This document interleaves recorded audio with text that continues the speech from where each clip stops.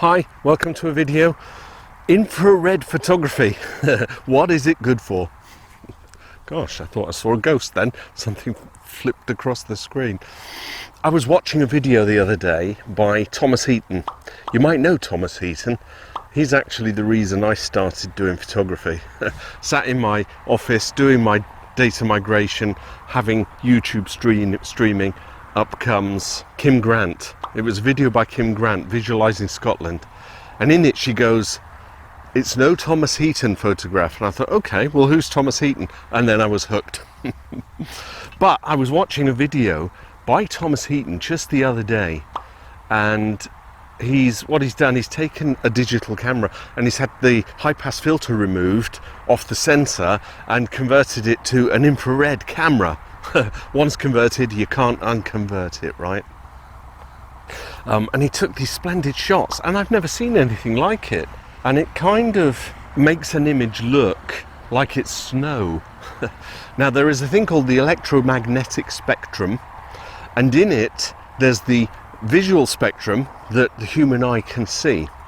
Now, I can't really explain it that well, but I've enlisted the help of an old associate, Professor Klick. So I'm going to pass it over to him to give you an in-depth description of what the human eye can see through the visual spectrum.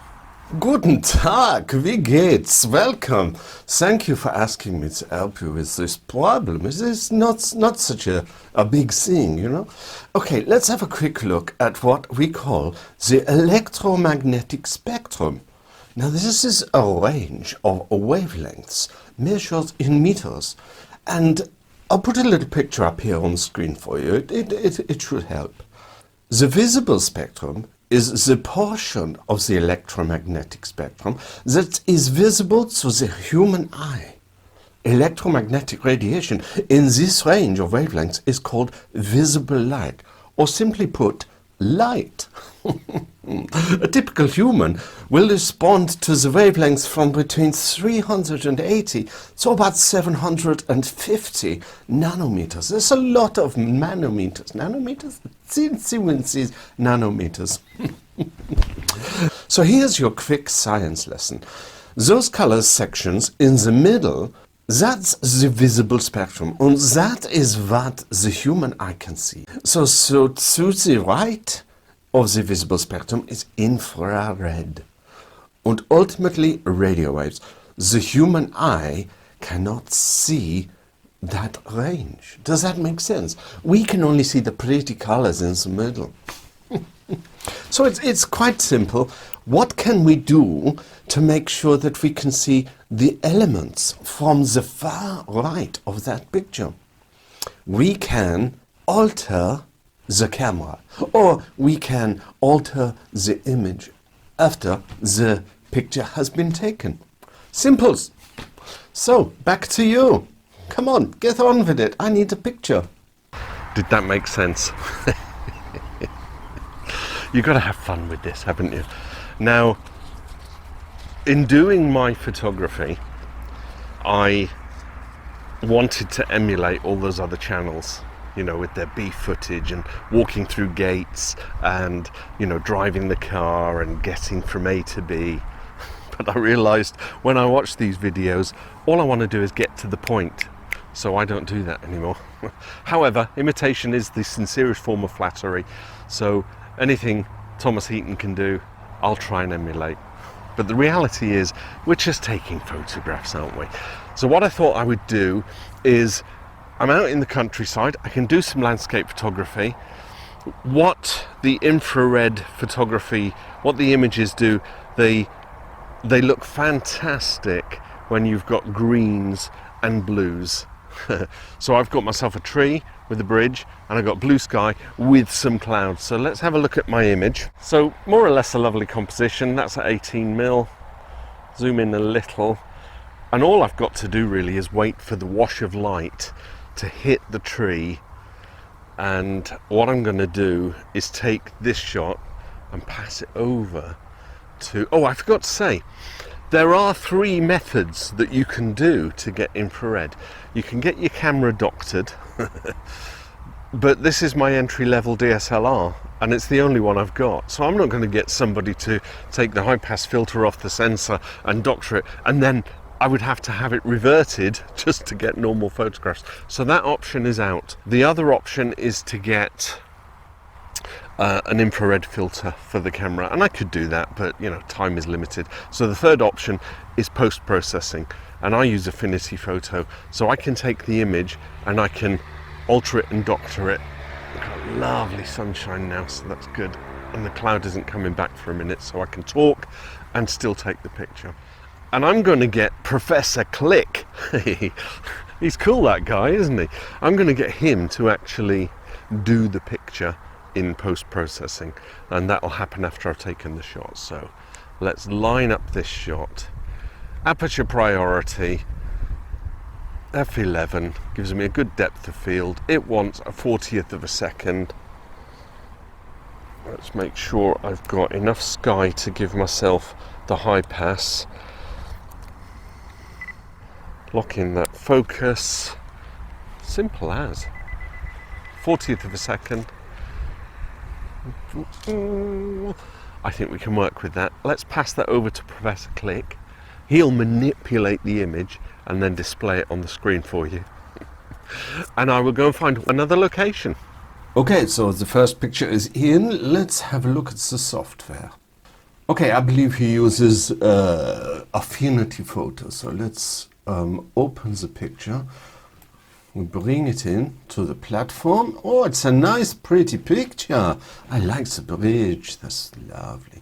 Okay, it's quite simple. What we're going to do is adjust the black and white. So we go to this option here. I don't know what it is, but we choose black and white, and we get all these sliders.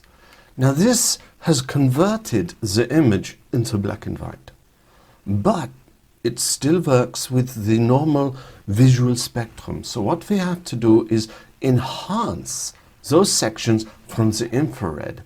We will use the yellow, the green, the cyan, not cyan. He keeps saying cyan, it's cyan. Und blue. Blau, Glaub, Grün.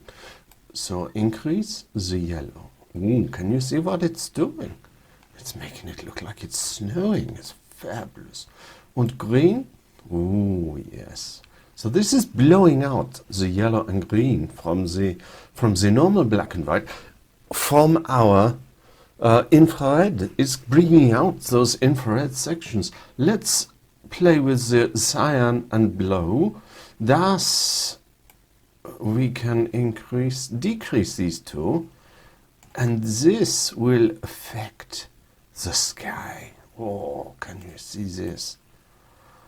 Now, if I use the red, just ever so slight, either to the right or to the left, and that brings out the highlights in the tree trunk and the grass. Let's adjust the yellow a little bit.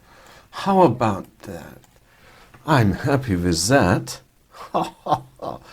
Well, you took a good picture, Smith. Fetch me some more. See what I can do with them.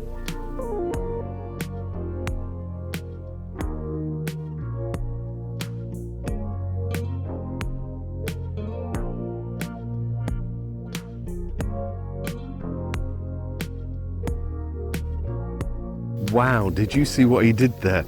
Taking those sliders, the green and the yellow, and pushing them to the right, and the cyan and blue to the left, really brought out and accentuated those infrared image, well, what can I say, the bits that the human eye can't see on an ordinary basis.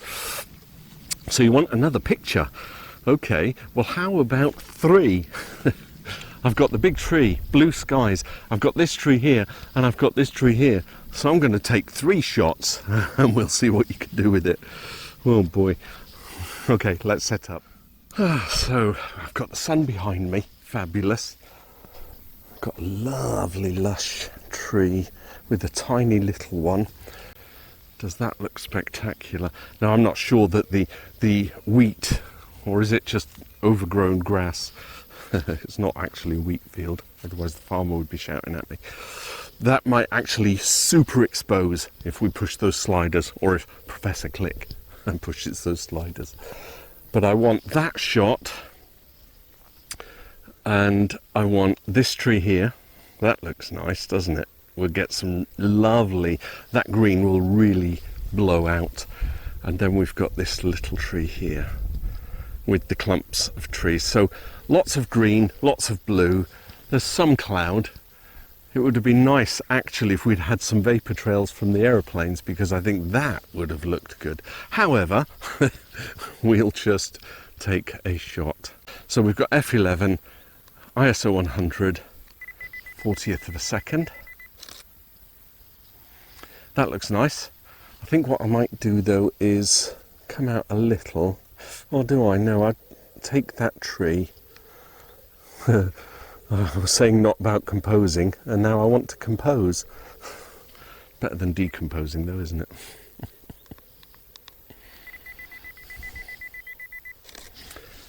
Shot number one, see what you can do with that, Professor Klick. Got a bit of a shadow on this one, it's quite nice. So the clumps of trees on the right.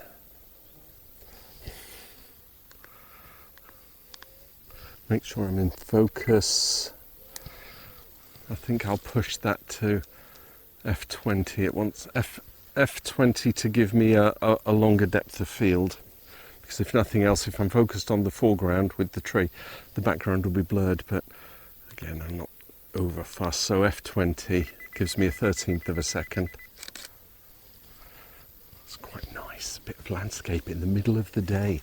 Landscape photography. So the infrared, if nothing else, it gives me that reason to do it. That's nice. I wonder if I get a portrait shot of this one. Let's have a look. Put the hat back. If I do the focus on the footpath leading up to the tree,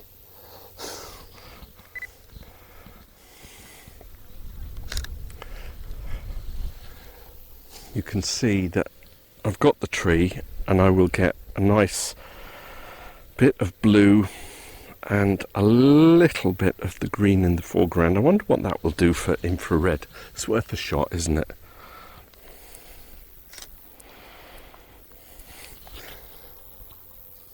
Nice shot, nice shot. It'll blow out. I've got a bit of a countryside here, so I'll go back into f11, 1/60th of a second.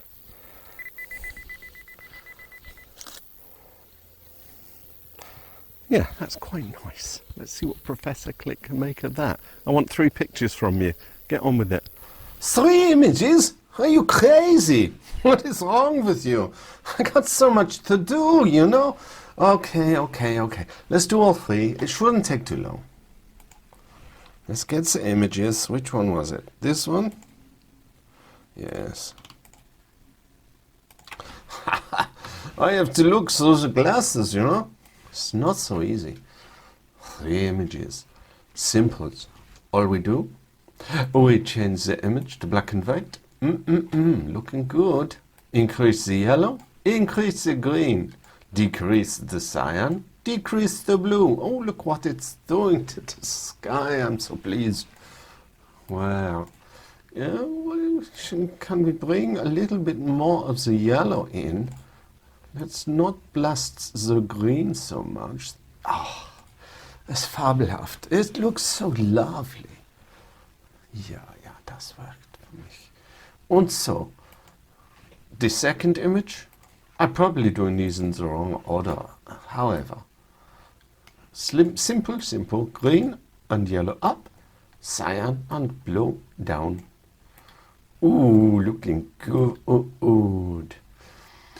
Oh, es ist so schön. Ja. Increase the yellow a little bit more. I think that looks like infrared picture to me. Okay, that's number 2. Let's look at number 3. Same again. Into the black and white. Increase the yellow. Oh, look at that leaves. Super duper. And down with the cyan for the sky. And the blue. Oh, it's looking good, peoples. Increase the red. Oh, see what it does. Bring some shadow in there. Ja, ich liebe das. Shadows. Increase the yellow a little bit. Oh, look at that tree. It's fun. Magnificent. This is science, huh? Fabulous. Okay, I'll leave those with you, Mr. Schmidt. Now, what was that formula I was looking at? E equals mc to the power of 1. End result equals my camera to the power of 1. No, that's not it. Let's try again.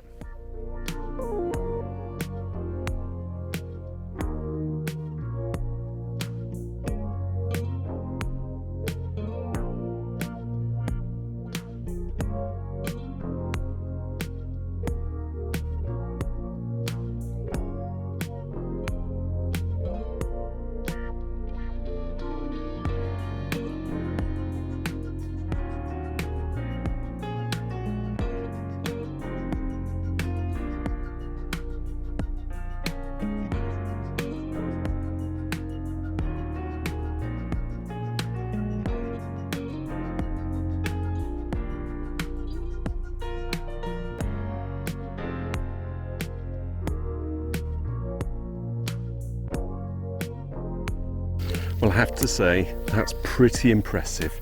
Yes, I haven't altered the sensor. No, I haven't bought a filter, but I have used post-processing. Well, I haven't. Well, I have and I haven't, if you know what I mean.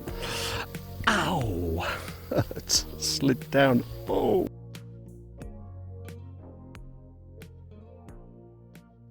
Stored my hand. The things we do for photography, right? So infrared photography, what is it good for? I would wonder if you're doing some fine art photography. You know, we do the long exposures and we turn the water into as smooth as glass.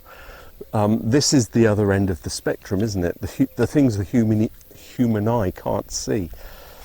But it does look quite good, and I reckon these images, let's put them to my right, there's 4 of them that I took today, they could look good on canvas, on a wall. Someone would buy that. Would you buy that?